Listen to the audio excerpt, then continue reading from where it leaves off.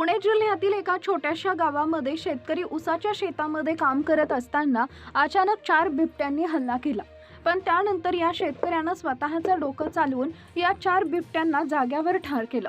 हे ऐकून तुम्हाला विश्वास बसणार नाही, पण शेतकऱ्यानं अशी एक युक्ती चालवली, असं डोकं त्यावेळेला चालवलं, ज्यामुळे चारही बाजूंनी आता बिबट्यांनी वेढा घालून पण एका शेतकऱ्यानं 4 बिबट्यांना झटक्यात जागेवर पाडलं. जेव्हा एका शेतकऱ्यावर चारी बाजूंनी 4 बिबट्यांनी हल्ला केला, या ठिकाणी शेतकरी अजिबात घाबरला नाही. त्यानं असा बुद्धीचा वापर केला, असं धाडस दाखवलं, ज्यामुळे त्याला मुख्यमंत्री साहेबांकडून आता शौर्य पुरस्कार मिळालाय. शेतकरी जेव्हा दुपारी जेवण करून त्याच्या उसाच्या शेतामध्ये आला होता, तेव्हा त्याला काही अंतरावर शेतात दबा धरून बसलेले 4 बिबटे अचानक दिसले. आसपास कुणी सुद्धा नव्हतं. तो क्षण या शेतकऱ्यासाठी जीवन मरणाचा होता, कारण की चारही बाजूंनी बिबट्यांनी आता त्याच्याकडे रोखून रागानं या ठिकाणी बघितलं होतं. कदाचित असं वाटू लागलं की या चारही बिबट्यांना जोरदार भूक लागली असावी. आता कोणत्याही क्षणी हे चारही बिबटे मिळून त्याच्यावर हल्ला करणारच होते, पण त्या शेतकऱ्यानं बुद्धिचातुर्यानं आपला जीव वाचवला. त्या बिबट्यांना असा धडा शिकवला की ज्यामुळे त्याला मुख्यमंत्री साहेबांकडून शौर्य पुरस्कार आता मिळालाय. वन विभागाकडून विशेष बक्षीस देखील त्याला मिळालं. संपूर्ण शेतकरी वर्गातून त्याचा अभिमान या ठिकाणी होतोय. मग असं काय या शेतकऱ्यांना डोकं चालवलं? त्या शेतकऱ्यानं एक शेतकऱ्याची चर्चा या ठिकाणी पूर्ण आता देशभर या ठिकाणी पसरली. त्याचं नाव आता अभिमानानं सगळीकडे घेतलंय. त्याचं नाव आहे तुकाराम. या ठिकाणी तुकाराम या शेतकऱ्यानं एक बिबट्या त्या ठिकाणी अचानक पाहिला आणि त्यानंतर आता त्याच्या पाठोपाठ दुसरा आला, त्याच्या पाठोपाठ तिसरा आला, असं 4 बिबटे या ठिकाणी समोर येताच त्याचं धाबे दणाणलं. परंतु त्यांनी एक युक्ती केली. त्या युक्तीने आता चारही बिबटे जाग्यावर कसे ठार झाले हे तुम्ही लगेच पाहायचे. शेतकऱ्यावर या भयानक संकट आलं, पण 4 बिबट्याला अगदी ठोक्यात त्यानं गार करणाऱ्या या शेतकऱ्यानं काय आयडिया नेमकी वापरली, तसेच एका बिबट्यानं हल्ला केला तर अक्षरशः लोकांची गाळण उडते. एक त्या ठिकाणी बिबट्या समोर पडला तर त्या ठिकाणी दिसला तर त्या ठिकाणी लोक भिवून पळतात, पण या 4 बिबट्यांपासून हा शेतकरी कसा काय वाचला आणि या शेतकऱ्याला या ठिकाणी पुरस्कार कसा काय मिळाला, त्या शेतकऱ्यानं 4 बिबटे कसं काय त्या ठिकाणी जमीनदोस्त केले, याच माध्यमातून आपण सविस्तर माहिती तुम्हाला सांगणार आहोत.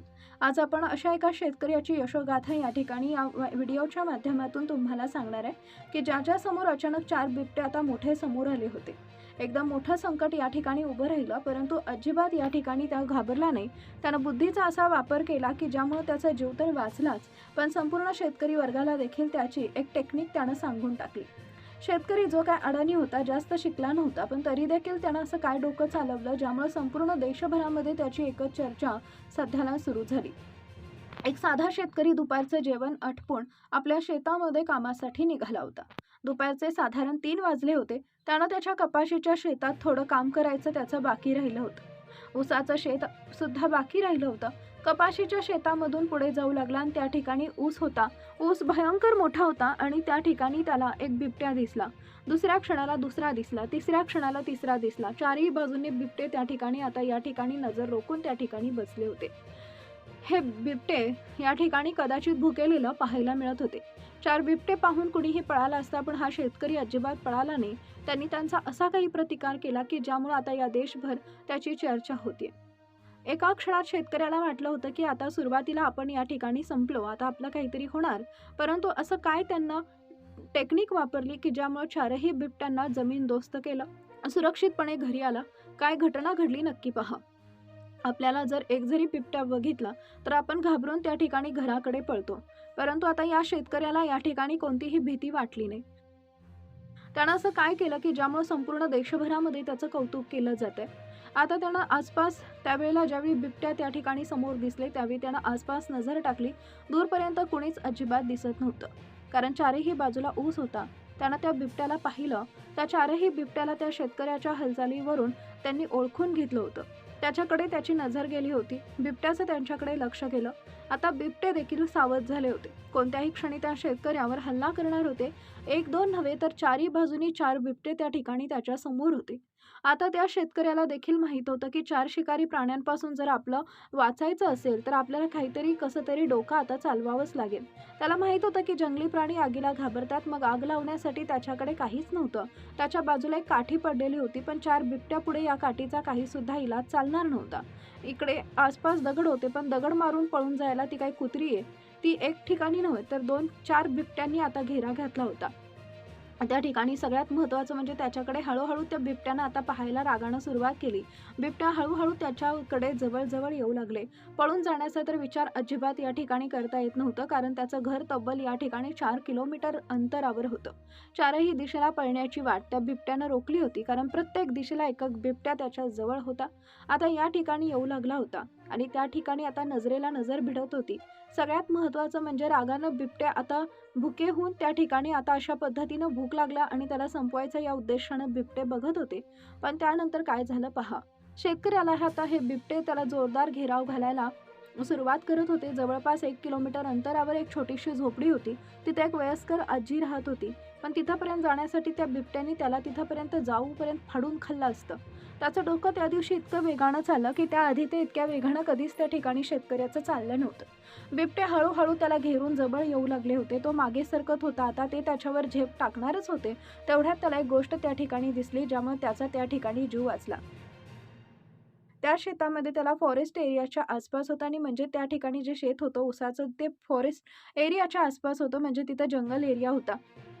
तिथं सरकारनं झाडं लावली होती. त्या ठिकाणी झाडे लावा, झाडे जगवा अशी मोहीम होती आणि त्या ठिकाणी अंतर्गत काही रोपांवर संरक्षण जाळ्या त्या ठिकाणी लावल्या होत्या. त्यानं एक जाळी पाहिली. त्या डोक्यात त्यानं ठिकाणी कल्पना झटकन आली, ही जाळी जर आपल्या या ठिकाणी आपण घेतली तर वाचू शकतो, त्याला असं वाटलं. त्याला आठवलं की या झाडाच्या ज्या जाळ्या आहेत त्या शेळ्या खाऊ नयेत, म्हणून तर या ठिकाणी महत्त्वाच्या झाडानं लावल्या होत्या.